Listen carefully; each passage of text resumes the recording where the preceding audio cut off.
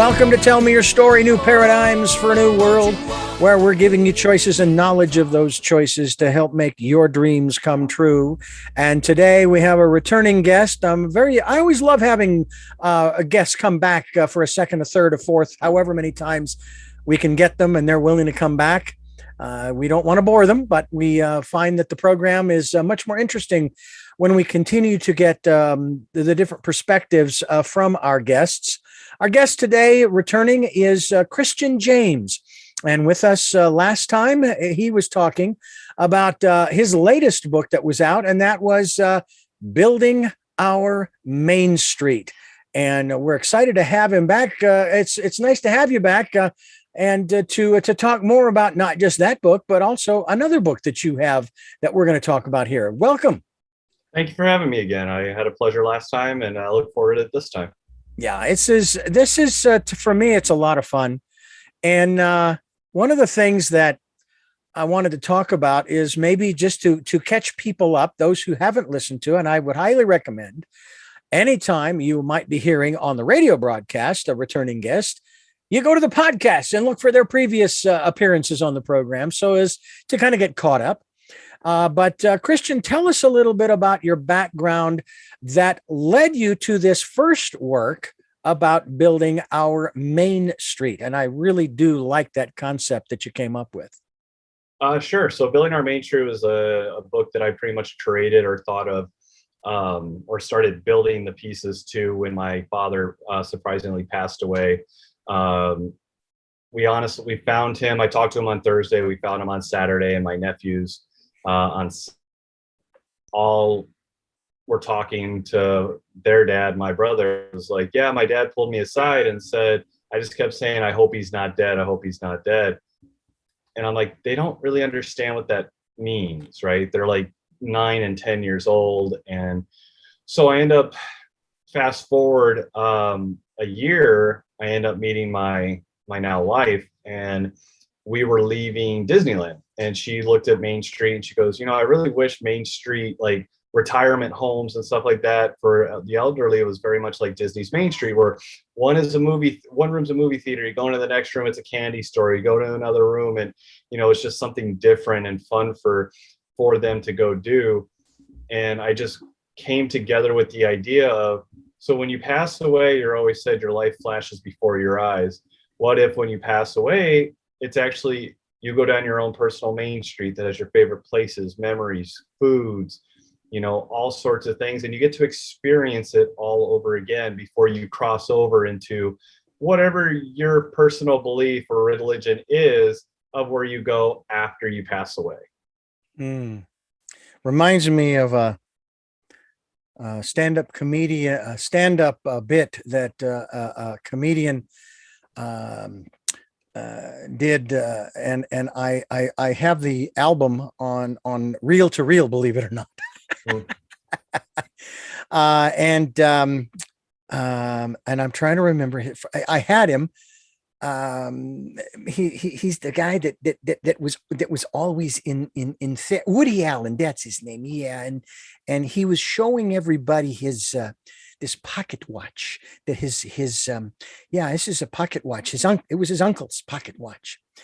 And he sold this pocket watch to me on his deathbed. He was a very insignificant man. What are you going to do with the money that you just got from the pocket watch? I mean, you're dying. But it's one of those things where Steve Martin said in the 70s on one of his albums, they say you can't take it with you. Well, I'm taking it with me.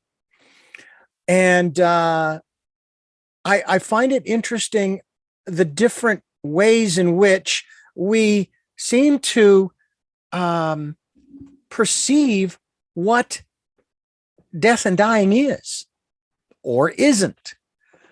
We don't really know, but what we do know is for those who go on before us, such as your father and my eldest sister and other friends and family members that you and I both, in our respective ways know, we're left here to sort of pick up the pieces after they've gone, figure out, what happened, what can I do? How do I get through this? What is it that I'm supposed to get through? That kind of thing. But what makes it even more difficult is for the kids. And I know that's the main reason why you wrote this book, was to help the kids to understand how much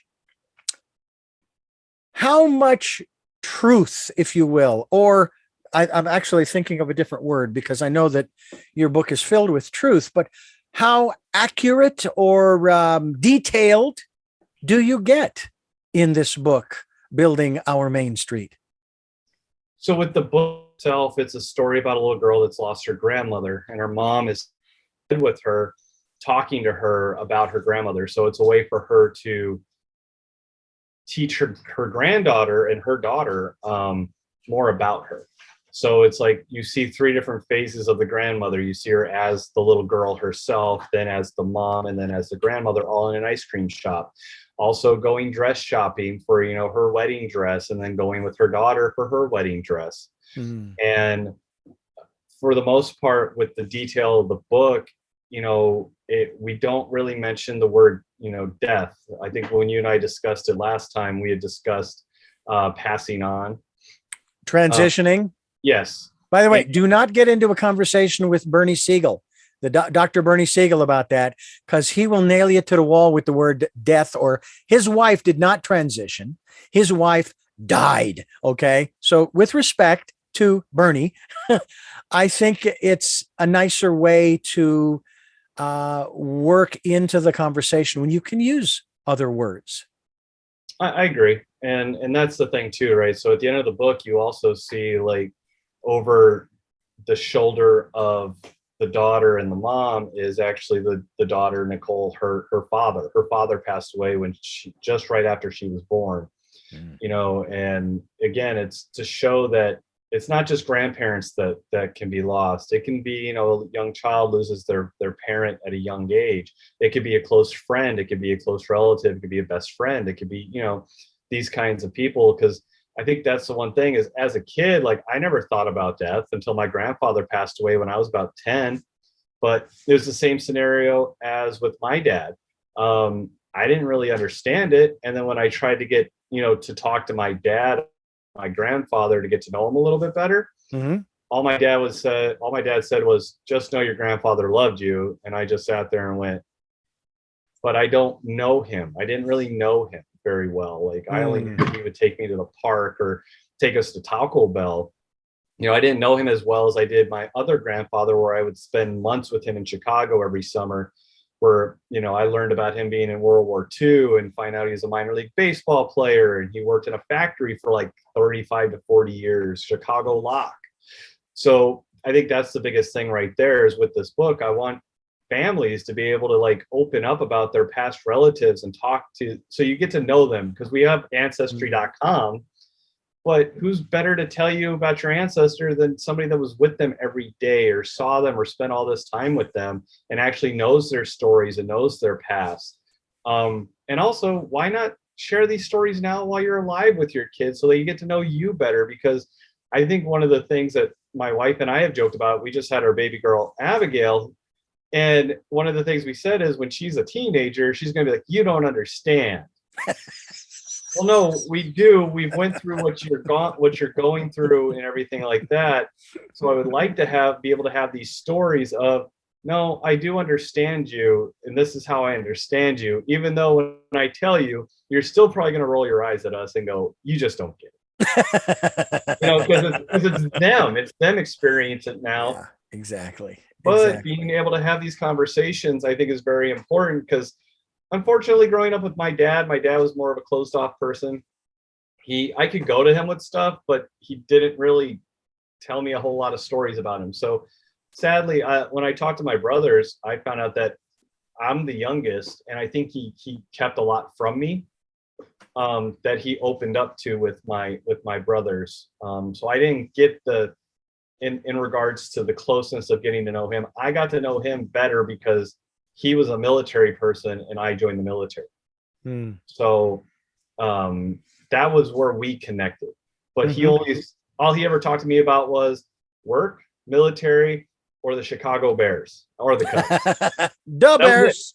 Yeah, but he wasn't even a Bears fan. He barely watched the game. I would watch it so I could talk to him because I'm actually an Arizona Cardinals fan, but my family team is the Bears. But I follow both teams so I could talk to him about it, even though he didn't know anything about the team. A sidebar. You're a Cardinals fan. I am. I couldn't be a Cardinal when the Cardinals moved to Arizona, and why they were the Arizona Cardinals as opposed to the Phoenix Cardinals, I still don't understand. But that's another story for another program. So kind of like were the Phoenix Cardinals first, but they changed it. Why? I don't know. But because they moved them to Glendale, so now they're not Phoenix. And the Glendale Cardinals just doesn't have the oomph. And yet you've got the Arizona Diamondbacks. Okay. Anyway, when they moved to Phoenix, correct. Season after season after season, I could not get behind them because they were always behind the 8-ball and they just couldn't win. They had for the longest time, they did not have a winning season. Oh yeah. And I know they've been to the Super Bowl. I don't know. Have they won or have they only been to the Super Bowl? They've only been. The only time the Cardinals have ever won a championship was when they were the Chicago Cardinals. And it wasn't a Super Bowl. It was just like the NFC Championship. And the Bidwells did not put a winning team on the field until they got that new stadium, University of Phoenix Stadium. Yeah. And I know this because I was in Iraq in 2006 when that stadium opened and I had season tickets. And that's where Matt Leinart got tackled, broke his collarbone, and Kurt Warner came in. And that's when they took him to the Super Bowl the following year, because that year was the Bears season that they went to the Super Bowl. I still remember I was in Iraq and the Cardinals were up by like 24 points at halftime. And I went to bed and I go, they're going to lose. And I woke up and I was correct. The Bears came back to win. And that's the year that they went to that's the year the Bears went to the Super Bowl and lost to the Colts. And then the Cardinals went to the Super Bowl the year next in 2008 and lost to the Steelers on a tippy-toe catch. So the Cardinals have been to the Super Bowl twice, but haven't won yet. They've been to the Super Bowl once. One time. Okay. One time, by the way, that is the most unusual / unique stadium. I thought the Bob where the D-backs play was unusual. I mean, it looks on the outside like a giant warehouse, but man, is it spectacular on the inside. But you say the University of Phoenix Stadium where the Cardinals play, it's a giant litter box that they grew grass in, and it can slide in and out. And I just find that so fascinating. Yeah, they called it, they said it was supposed to look like a cactus. I said it looks like a giant UFO that landed there, and they just decided to make it a football stadium. and they put it out in the middle of nowhere because they were building up near Luke Air Force Base, and they thought it would be this great grand thing to get people to go there. Yeah. Well, the Phoenix Coyotes, or Arizona Coyotes, I don't remember what they're called now, they actually just lost their lease to that ice rink out there because nobody was going. So now an NHL team has to use the ASU ice rink that only holds 5,000 people because whatever America West Arena is now, I think it's US Airways Arena. They will not lease out the stadium to the Coyotes to play. Yeah. See, this is the bigger problem for me as they keep changing the names of the stadiums. I'm sorry, the Phoenix Suns play in AWA. All right. I don't care what other name you put on it. I don't care who buys it. I don't even, it's the Bob, it's the AWA, it's the Madhouse on McDowell, where the Suns used to play when I was a kid growing up, with Al McCoy doing the play-by-play at the Coliseum there at the Arizona State Fairgrounds. Yeah, it looks like a Tupperware. It looks like a Tupperware bowl that's been in the sun too long. Just a little too long, exactly.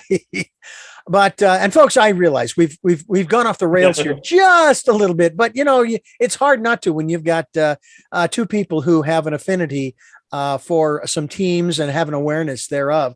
I have to say though that even though I'm living in Santa Barbara, California now, I love the fact that I can say yes, I am from a World Series town. Mm-hmm. The D-backs won it in 2001. My buddy, who has since passed away, always used to say it was a fluke because the Yankees were his team. And I'm going, they beat us 3 straight in New York. It was not a fluke, although I'm still questioning. I'm trying to remember who was the manager at that time for the D-backs. Buck Showalter. What was he thinking putting that guy in 2 nights in a row in New York? I still have never understood that, because when do you ever play a pitcher 2 nights in a row? I don't care if it's the World Series. It's just not. I just don't think it's. I don't know what the heck he was thinking. But so Byung-Young Kim, yeah, and he choked both games because he was the closer. So they put him in to close, but he only had 1 pitch. He had a rising fastball, and that's it. Well, it's kind of like the Cubs in 2016. Madden brought in Chapman in game 6 and 7 and brought him in early both games. And that's why in game 7, I still say the Cubs won the World Series against the manager trying to ruin it. You know, I love Joe Madden. Thank you for bringing a World Series championship after 108 years. But the Cubs won it not because of you, because you brought in Chapman in game 6 when you had a giant lead and burned them out. And then game 7, he came in the 8th inning.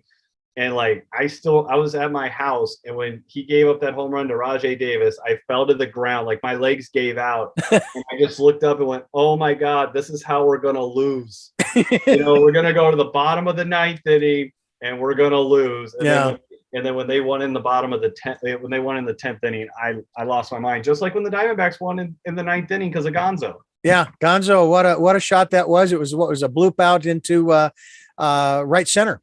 Yep. It just right out of the infield there. It came down and it was over. Yep. And it was fantastic.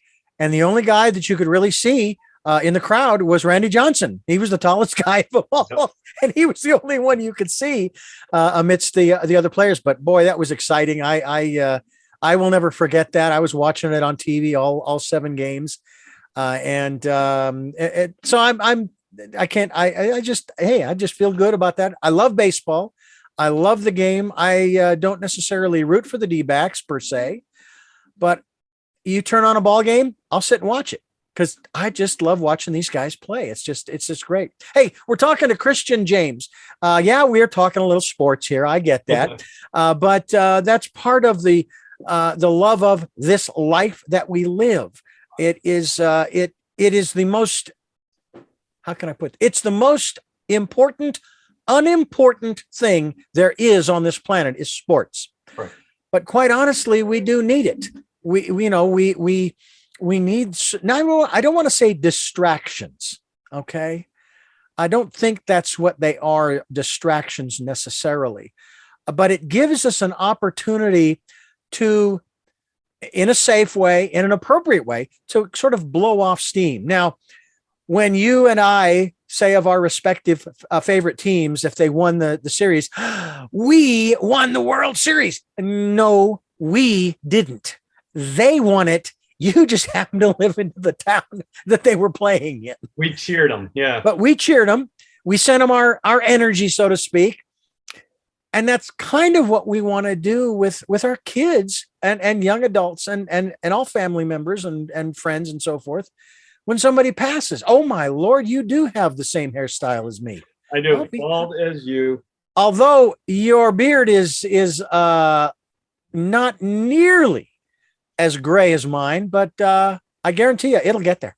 Hey, we're talking with Kristian James, and this is Tell Me Your Story.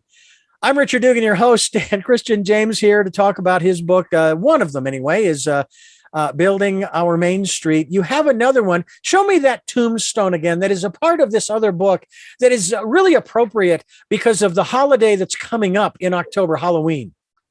So this one's called All Hallows Eve in Salem.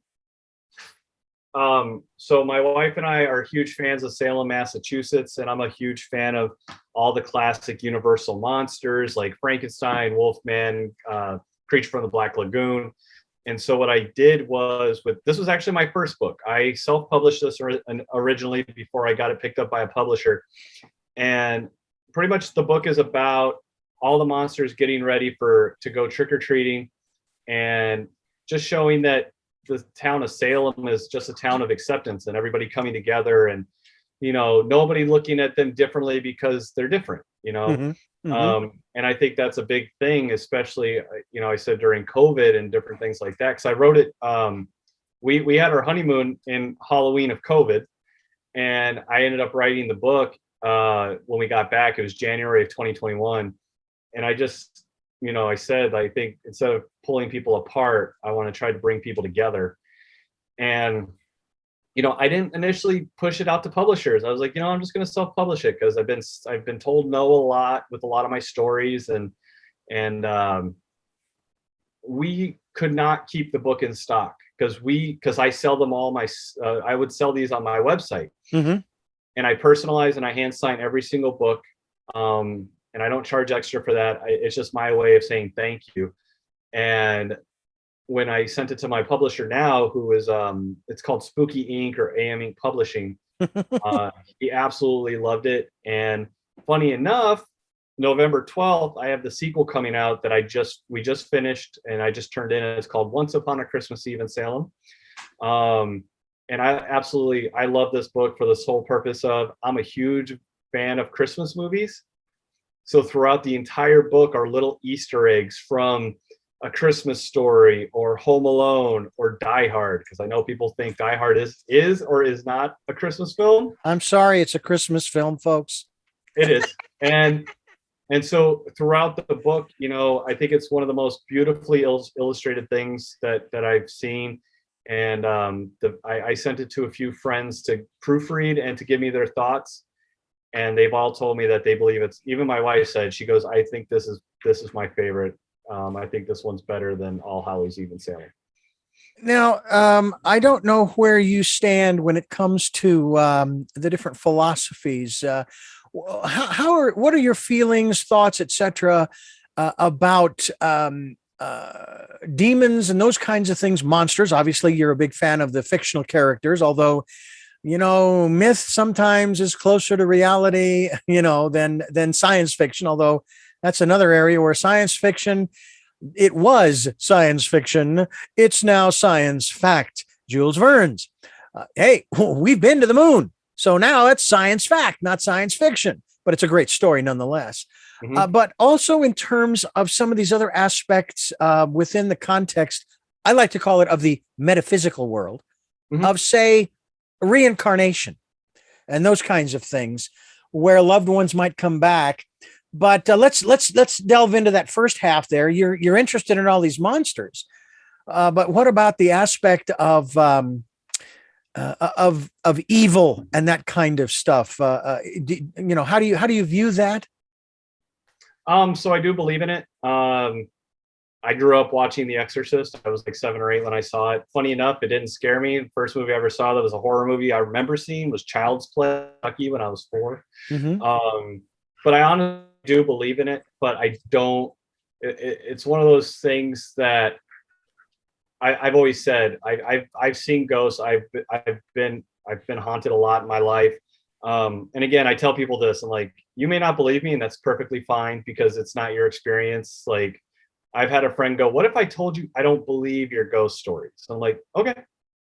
I go, that's your choice. Like, it's, mm-hmm. I was there, you weren't, you could just think I'm telling stories, whatever you want. Mm-hmm. When it comes to evil things like that, I do believe it exists. I do believe it can affect and harm people. One of the things, so I'll tell you a story about my mom's house growing up. When we were leaving, one of the days, my friend was leaving my house, and we're going down the steps, and she put her arm around me, and I was like, oh, she's just, being sweet, whatever. We get to the bottom of the steps, turn around, her face is just terrified. And I'm like, what happened? She goes, it felt like somebody pushed me. And my mom always told me that she believed that there was something bad at the top of the steps, where she would get bad feelings from time to time. And come to find out, the person that she pushed or got pushed turned out to not be the nicest person. So it kind of came to be of, well, was it the person? Was it the spirit? Did she just trip? Did something just happen like that? But when I was in Iraq, my dad used to tell me, my dad wasn't a big believer of anything spiritual or anything, but he told me, he goes, stuff would happen that was weird when you weren't here. Like, they would leave my bedroom door open because they go put stuff in my room, and then all of a sudden they would hear my door slam, or my TV would turn on, and he would go turn the TV, and he'd be walking down the steps, and he'd hear it turn back on again. And I go, well, why didn't you just unplug it? He goes, because then that would have really freaked me out. He's like, imagine that I unplug your television and it turned back on. So that would be, yeah. So I do believe in this stuff. But my thing too is when I do see something, I've seen a shadow that's kind of followed me all through my life, from my house to my apartments and that kind of thing. Mm-hmm. And my wife has seen it. Our dogs have actually seen the shadow walk by in our living room. Like, it walks by our door and they all look at it. So it's noticeable.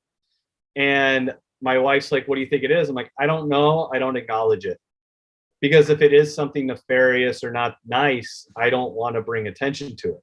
Because that's how you actually bring attention to these things. And, according to stories and whatnot, if it is something nefarious, that's how you would give it power. I think that's kind of the point of just about anything in our lives.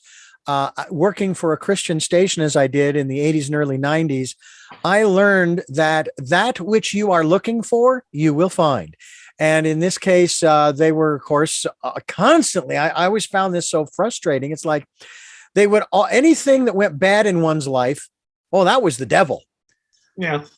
If anything went good in your life, oh, that was God. It's like, what am I, a puppet on a string being manipulated by forces I don't understand?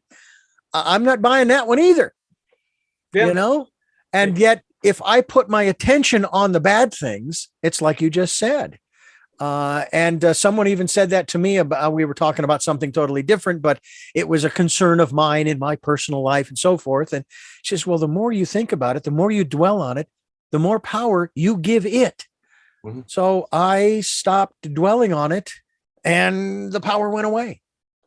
Yeah, it's very much, like I said, we're big fans of Salem because, originally, Salem is known for the Salem witch trials. People don't know that 100 years later, it was the largest, import export of our country. Like Parker Brothers, the game company, actually got their start there. The Clue House is actually a real life murder house in Salem. Really?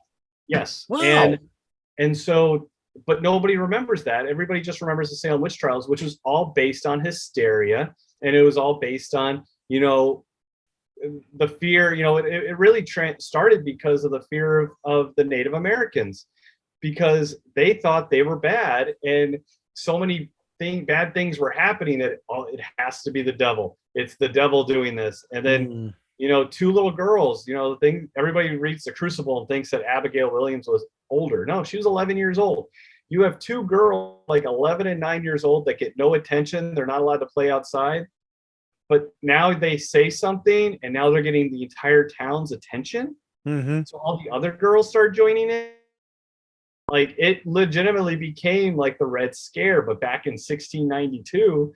And it was all based on the devil and what God wants. And if you tried to accuse someone of being, saying that the girls were lying, they all teamed up against you. And now you were a witch. And now they were going to, hang you or throw you in prison. Or the traditional way of testing whether you are a witch or not is to toss you in the lake. And if you floated, you were a witch. If you drowned, you weren't a witch, but it wouldn't matter because you're dead. My understanding, and you would know this better than I, because obviously this is an area of expertise on your part, that the reason why people accused these women and girls of being witches is because of a mold of some sort that they were ingesting, but they didn't realize it, that was causing them to hallucinate. Is that an accurate story, or is that a myth? So, it's a myth. So I listened to a podcast called Salem the Podcast that's run by Jeffrey, Lilly, and Sarah Black. And that was one of the things that they tackled. And they said that it was something that was brought to their attention, but it wasn't true. It's not true. Pretty much the witch hysteria was started based on this one girl that was really sick, and they came to check on her, and they're like, oh, it's witchcraft. So initially they looked at Tituba, who was the pretty much the house servant, and she was teaching them her ways, her religion, and they took that as witchcraft. And when Tituba was arrested, she openly admitted it, because she knew if she admitted it, they wouldn't hang her. If she didn't admit to it, that's when they would hang her. Like, if you admit you're a witch, you're gonna live. But what they ended up doing was, the reason that they started allowing it more and more and more is, so if they accuse you of being a witch and you say you're not, they can hang you and take your land. If they accuse you of being a witch and you say I am a witch, they're gonna take your land. That's why Giles Corey, the only one that was pressed to death, they pressed him to death because they were trying to get a confession out of him of either guilty or not guilty. But he knew better. He knew he was 80. I think he was over 80 years old, and they just kept putting rocks on him, to where the sheriff actually like put his tongue back in his mouth to tell him, say you are or not. And supposedly the last words he ever said was more weight, and then they put more weight on him, and that's what killed him. That way his family, because he was very wealthy and well-to-do, his kids wouldn't lose his land. Mm-hmm. Because again, if he would have said he was, he would have lost his land. If he said he wasn't, they were going to hang him and take his land. Well, so he figured he was at a point, obviously, where he was crushed to the extent that even if they removed all the rocks, regardless of, his confession, his organs were probably crushed. So he figured, I might as well just leave. I might as well just put more weight on there. Yeah, and it was over a 2 to 3 day period. He was naked, being pressed. Yeah. God. Yeah, like see, that's the thing that a lot of people don't realize is, and then the prisons that you were in, they shackled you, right? But you had to pay for it. What? Yeah, you had to pay for your prison. You had to pay for your shackles. You had to pay for your food.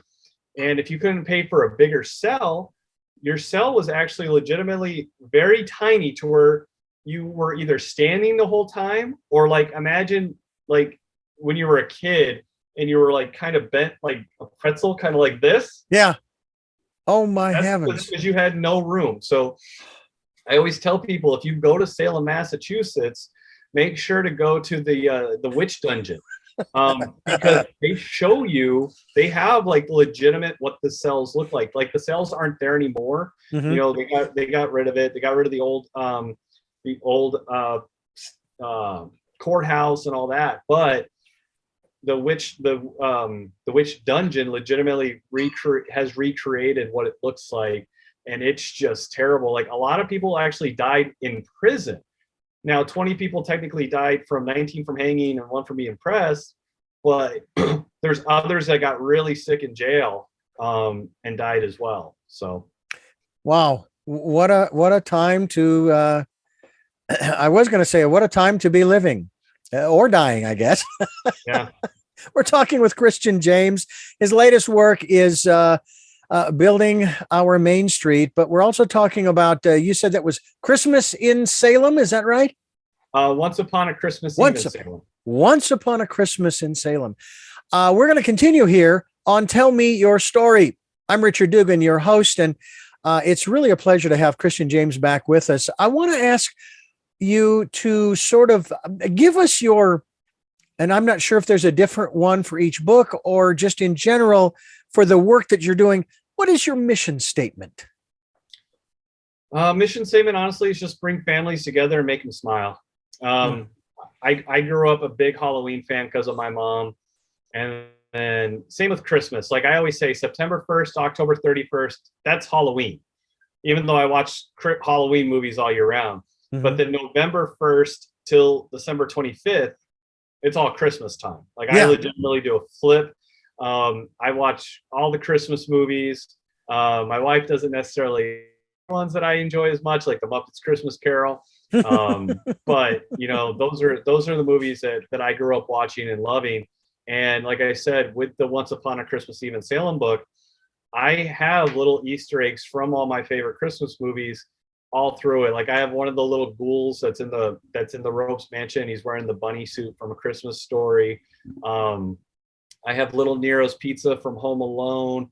And then my favorite that I had add was my artist. We have the Singing Ghosts singing carols. And he's holding up like a little tombstone for his music. Mm-hmm. And on the tombstone, it says Hans Gruber.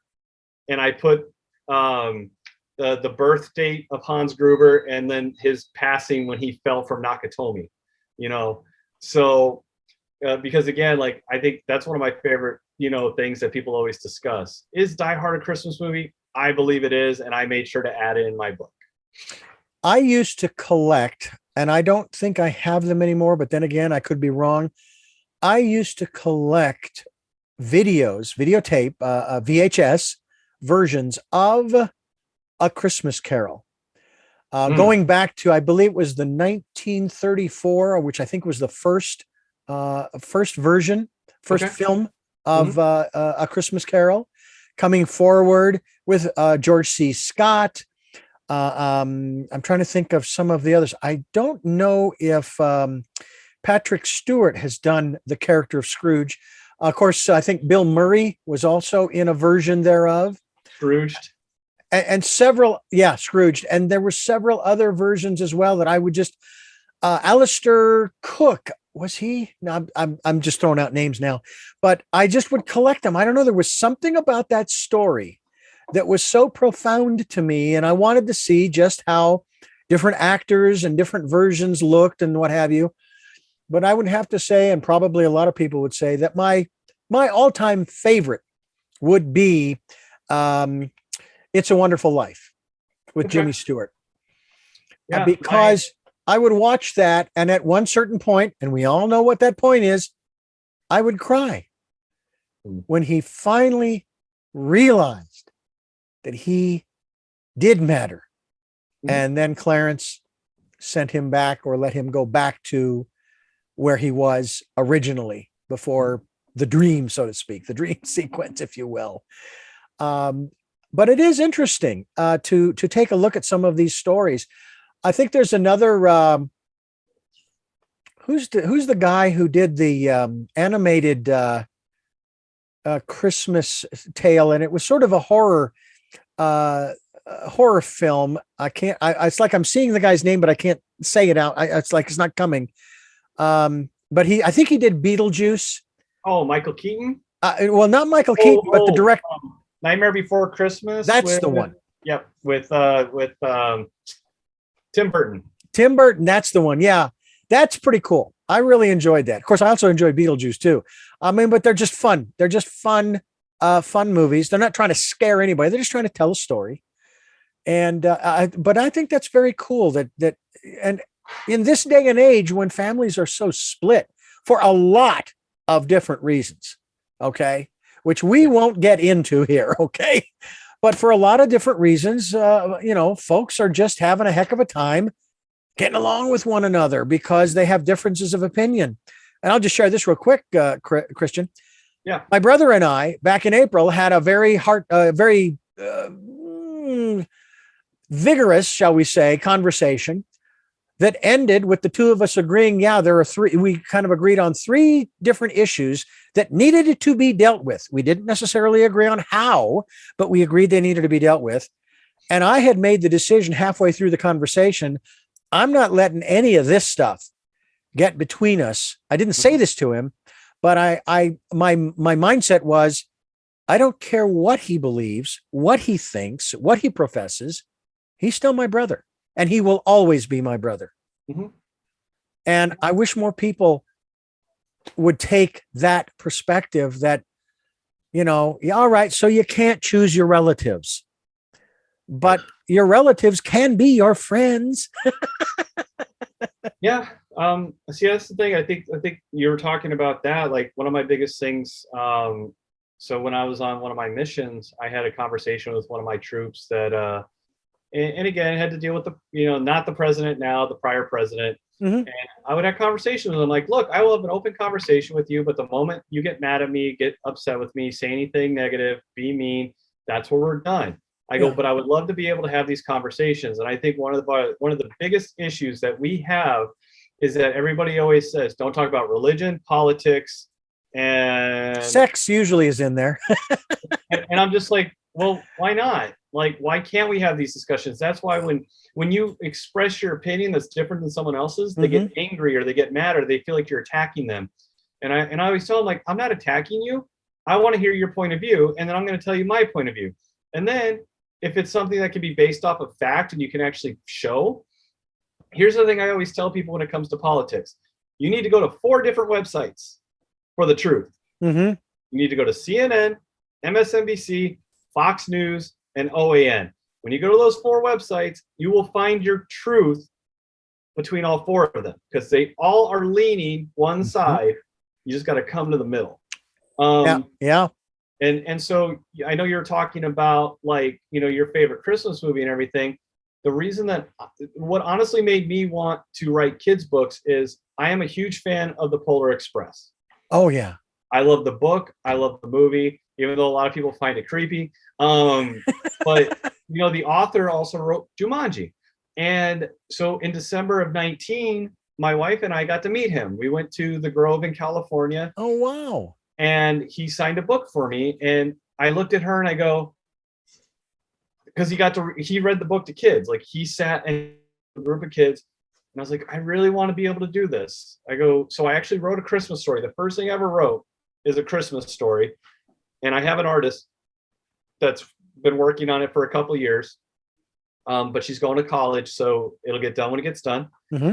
But then the second book I wrote was Building Our Main Street. And then in January of 2021, All Hallows Eve in Salem. And then shortly thereafter, Building Our Rainbow Bridge. And then shortly after, Once Upon a Christmas Eve in Salem. I told my wife, I think the reason that these books are just coming to me is because I'm doing it not for myself. I'm doing it for other people, because the love and affection that was given to my All Hallows Eve in Salem book when it came out, like, people still message me and go, my kid, this is still their favorite book. And I'm like, wow, really? And they go, yeah, my kid will pick this book out of every other book, and I'll read it to them. They want me to read it to them 6 times before they go to bed. And I'm like, wow, really? And they go, you have no idea how great this book is. And I'm like, that means a lot, because you know, I wrote it and I didn't know if anybody would like it. And it's like Building Our Main Street. You know, people have told me, you know, this book means a lot. And I'm just like, good. I hope it helps you. That's my goal.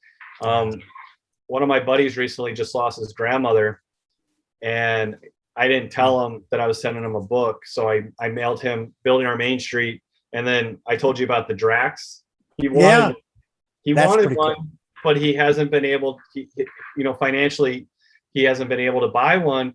So I just surprised him, and he got it, and he messaged me and he just goes, I got your package, and I just started crying. He goes, I really needed kindness.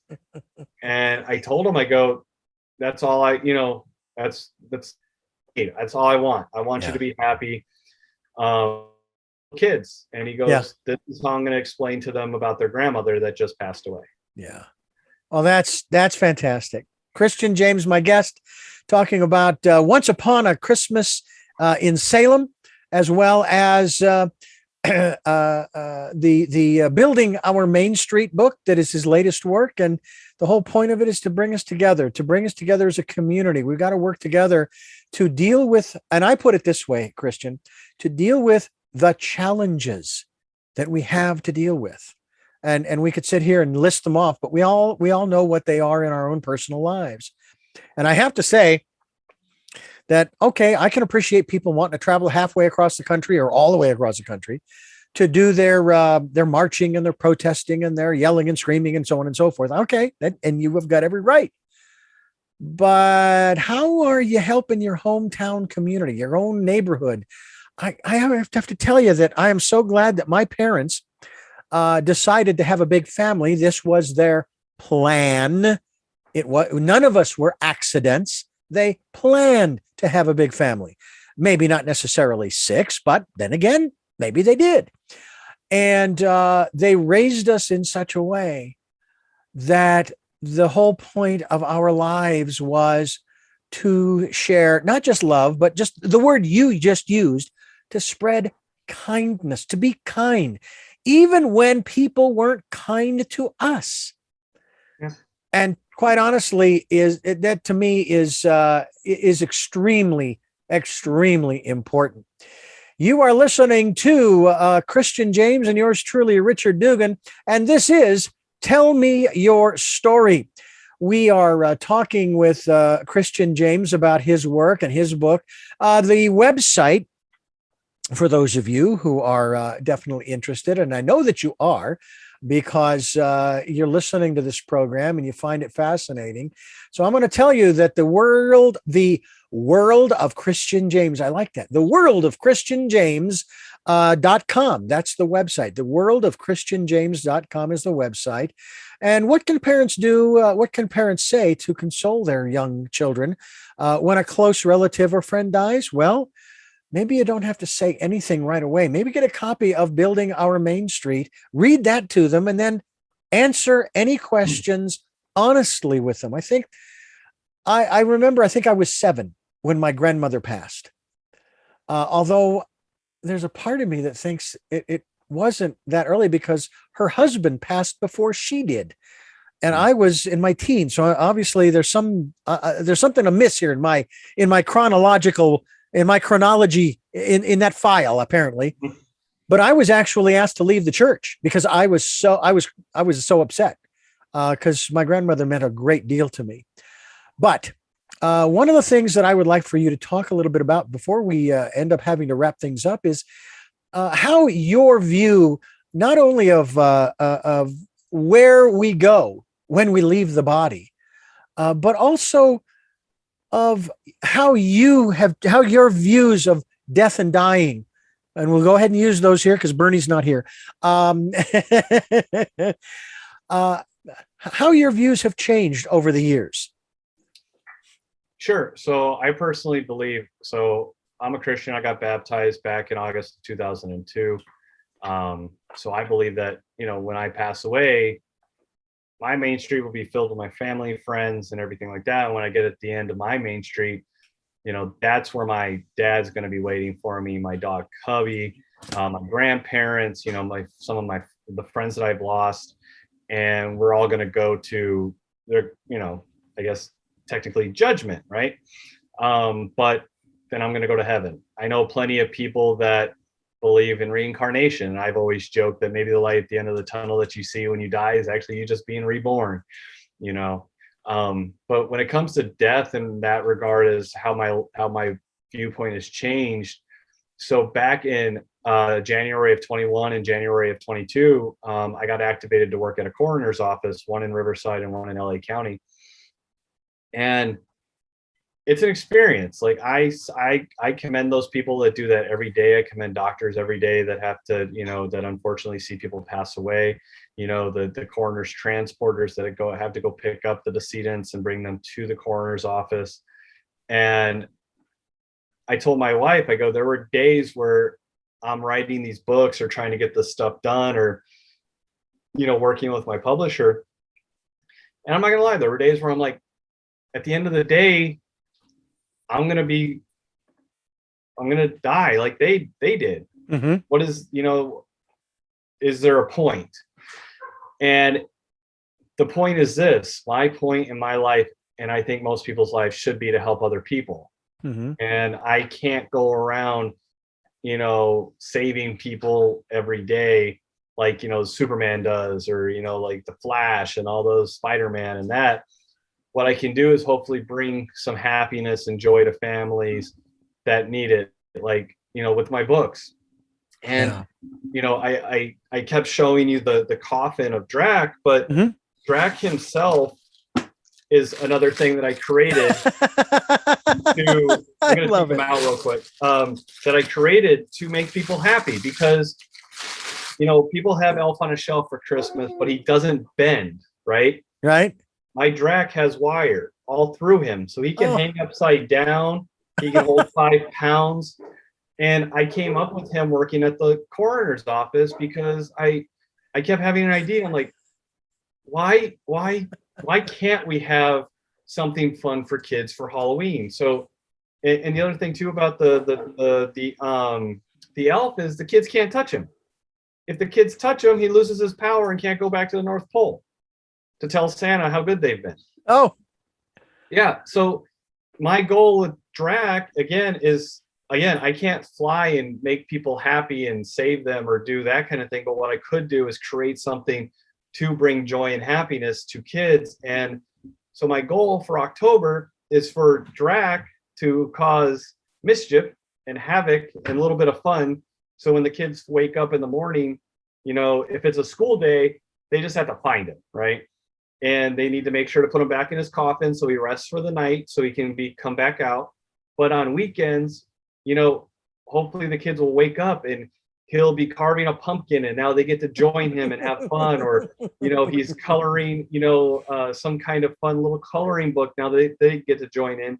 And again, at the end of it, they get to, they can take him and hold him while they're doing it. They can hang him upside down, or they can put him in his coffin, but they're allowed to actually physically touch him. And he's super soft. And my wife, I think I was born here to create things for kids to have fun with, because I'm a kid at heart. Like before Disney skyrocketed the price to annual passes, I had the top pass. I would go frequently.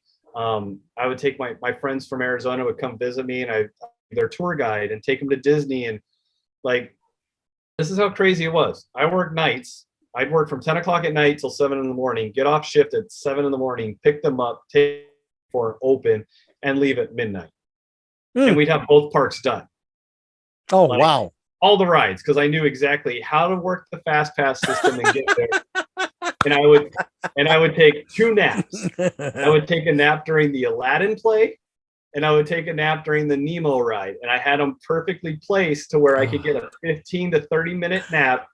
But my one thing I said to them was, you have to drive me home because I will not. So as soon as I get in the car, I would blink and I'd be back at my apartment with my friends because I was just so tired. Yeah.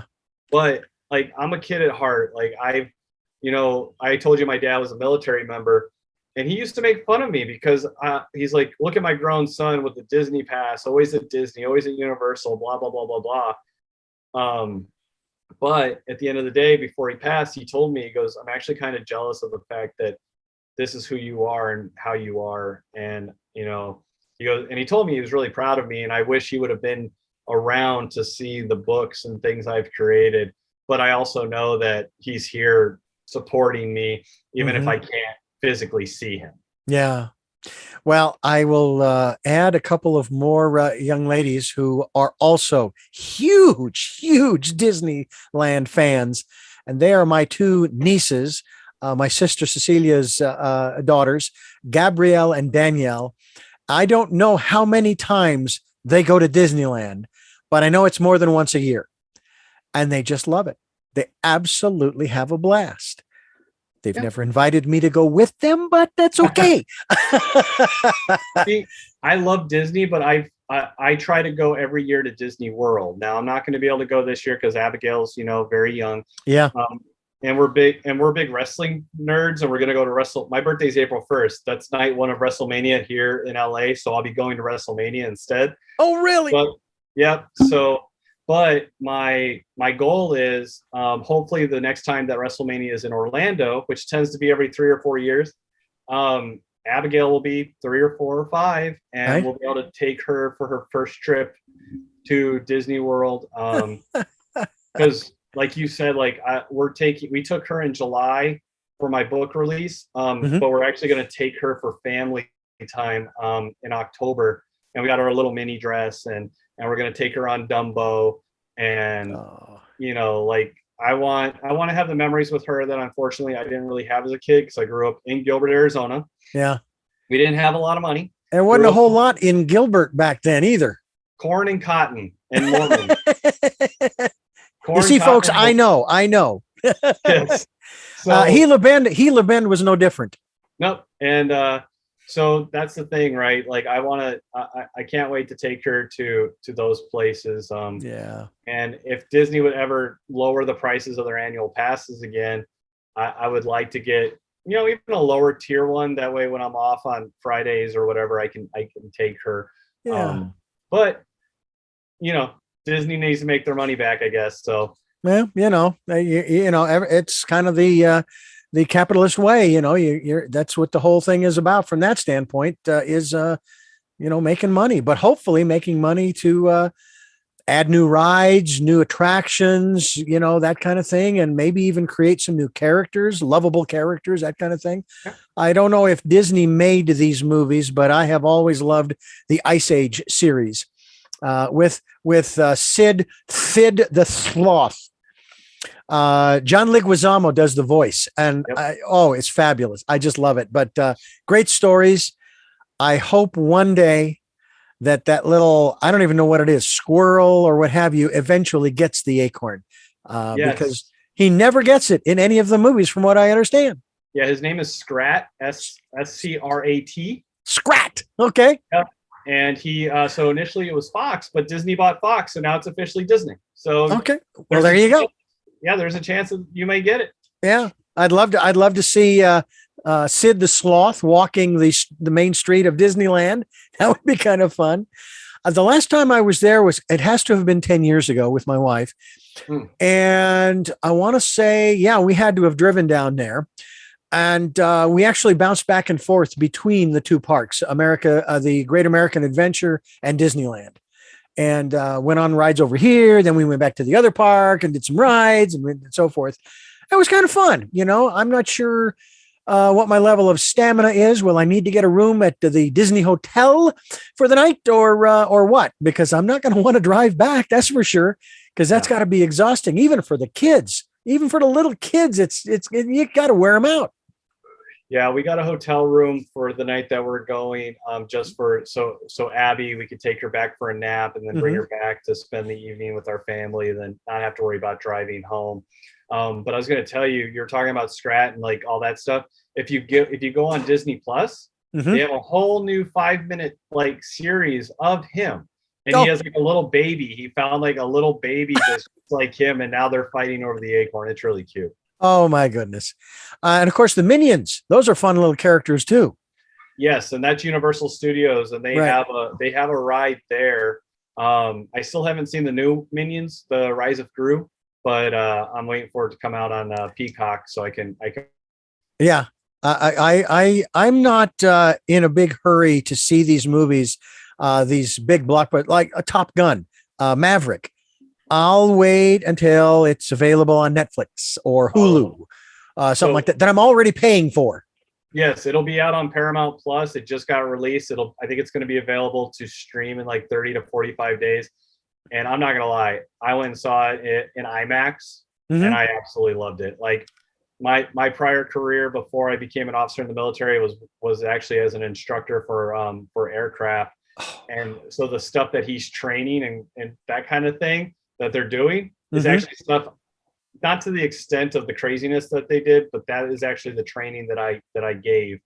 So I'm sitting there watching the movie going, it's accurate. It's cool. Yeah. Well, as of our conversation, I had the opportunity to fly from Santa Barbara to Camarillo for the Camarillo Air Show. Oh, awesome. And it was in what they call an RV-7 experimental plane. My buddy calls it the bottle rocket. And we've used autopilot on the way over because of the marine layer. It was, we had to get up above, I think up to 2,500 to 3,000 feet and fly over it. And so he just put it on autopilot, and then he let me fly it home. And that was a lot of fun. He almost let me land it, but for some reason, the runway looked extremely wide.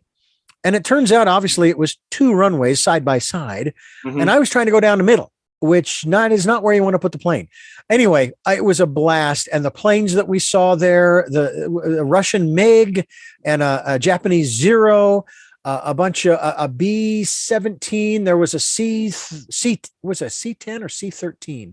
I forget which. Anyways. Was it a C-130? C1. It was not a 130. No, Okay. it was 4 jet engines on this huge cargo plane, but it wasn't a C-130. It was something a lower number. It was like a C-13 or 17 or something like that. It was only 2 numbers. C-17. C-17. C-17. That was it. And I actually have a video. Maybe I'll post it. When we got there, we landed and we were rolling the bottle rocket into position. He'd been there the day before, and they allowed him to roll his plane underneath engine number 4 of that C-17. No problem. No one said a word. Sunday, we roll in and we're pushing that thing back, and he's pushing it back. I'm doing the video. And all of a sudden, this older guy comes up. He's one of the volunteers running the place. Don't you park that plane under another. You never park a plane under a plane. And it just went off on these guys. And my buddy says, oh, well, wait a minute. We did this yesterday and they said there was no problem. I mean, if you want us to move it, we'll move it. We won't park it there. You know, he's not there to create problems. But this guy just went off and I'm going, whoa, boy, calm down, buddy. But I certainly can understand from a logistical standpoint why you wouldn't want to park one plane underneath another, even if it fit. But at the same time, you're talking about an air show. This C-17 isn't going anywhere, not for a while, and so on and so forth. But it was a great show. And I have to tell you that the opening and closing ceremonies of the Camarillo Air Show, and it probably is the same for most. They do a flyover for the opening ceremonies, and a gentleman jumps out of a perfectly good airplane with a parachute with the American flag as they sing the national anthem. Mm-hmm. And then at the end of the air show, they play taps and they fly over with the missing man formation. Mm-hmm. Not only moving, it's just spectacular. So I tell you, folks, if you get a chance to go to an air show, do it. I don't care where it is. I remember going back in Phoenix. I think it might have been to Deer Valley. I don't think we went as far as Luke Air Force Base. And what I do remember was the Blue Angels and the way they flew. And I was talking with a gentleman who's been, he's a Vietnam vet, and he knows all kinds of people and he knows all kinds of information. I says, do the Blue Angels and Thunderbirds, and I mean the actual planes, have they ever, or could they ever see combat? He says, they've never seen combat, but it would only take a day or so for them to be converted to go into combat. Yeah. Although I would be very scared if I was on the ground and these brightly painted aircraft came flying over my town. I would hope they would give me a warning shot to get out of the way, because, that would not be really a great way to be introduced to them. But, just a spectacular when you go to air shows, and the helicopters. They even had classic cars there. I thought that was an interesting little twist to this particular air show. They had a little parade with all kinds of cars going back to I think they even had one going back to the 30s. And they were all beautifully, beautifully restored. Just fabulous. Kristian, we are just about out of time here, but what I wanted to ask you is, now you say you've got another book that's coming out probably closer to the end of this year. Is that correct? Yes. So November 12th, Once Upon a Christmas Eve in Salem will be available on Amazon, Barnes & Noble. And then next summer, I haven't officially gotten the release date, but Building Our Rainbow Bridge. We talked about it briefly on the last time we spoke, about losing your pets, your fur friends, or scaly friends. But I don't have a release date for that one yet. We talked about Audible. These books would not do well in Audible format, but they would be great animated shorts. Yes. So I actually wrote a script for All Hallows Eve in Salem, where pretty much I take all my characters, and it would be a cartoon Halloween special, very much in the way of the Great Pumpkin, Charlie Brown. Yeah. And I've been in talks with my wife, who works at a school, about a scene if her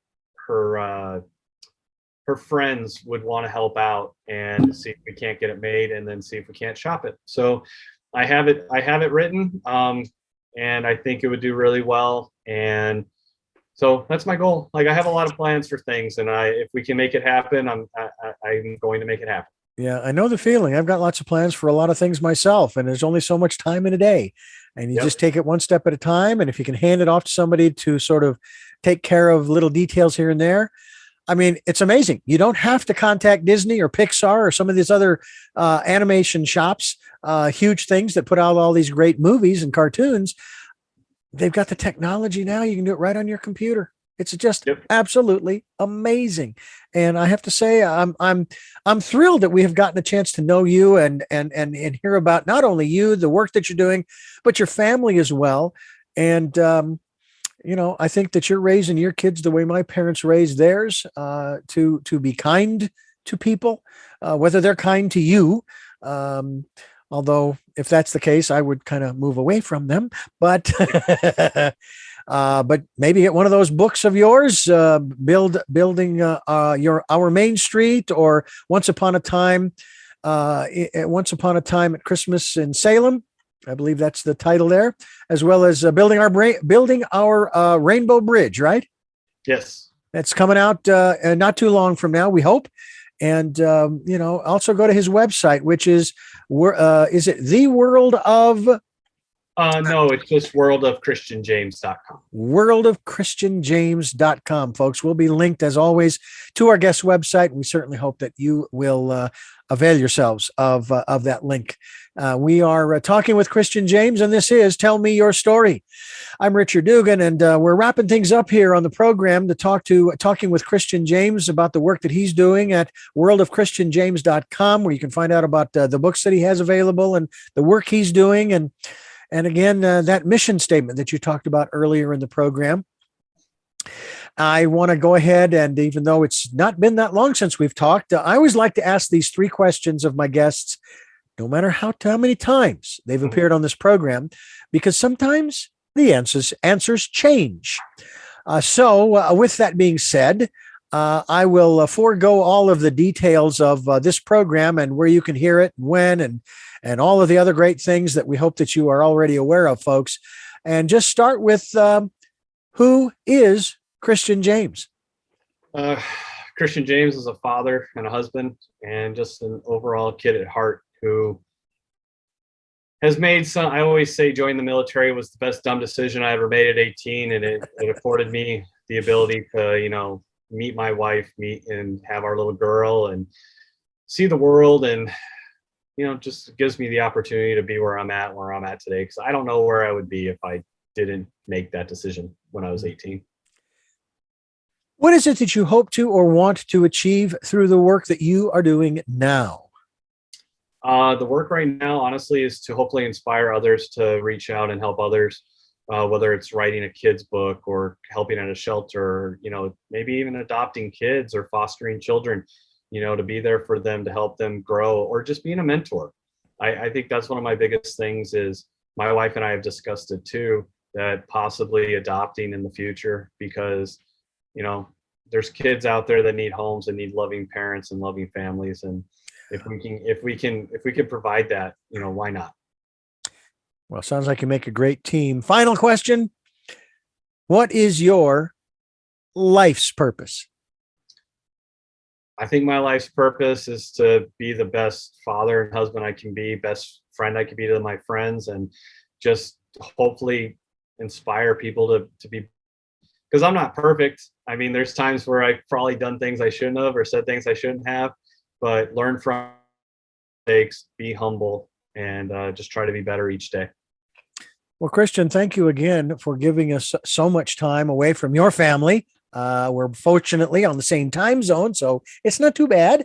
Going to go grab some dinner myself as far as the recording of this program is taking place, and just relax and enjoy my family of animals, as well as my wife, and just continue that message of being kind. So folks, please go to worldofchristianjames.com and please avail yourselves of the work that he's doing to help your family, your friends, your children, maybe even yourself, better understand what's happening when we lose I have to tell you, this year has been rough for me from the standpoint of the number of people that I have known personally and closely who are no longer with us. And that process, interestingly and strangely enough, is a part of life. So with that all being said, we'll wrap things up. I thank you folks for listening to and watching Tell Me Your Story, New Paradigms for a New World.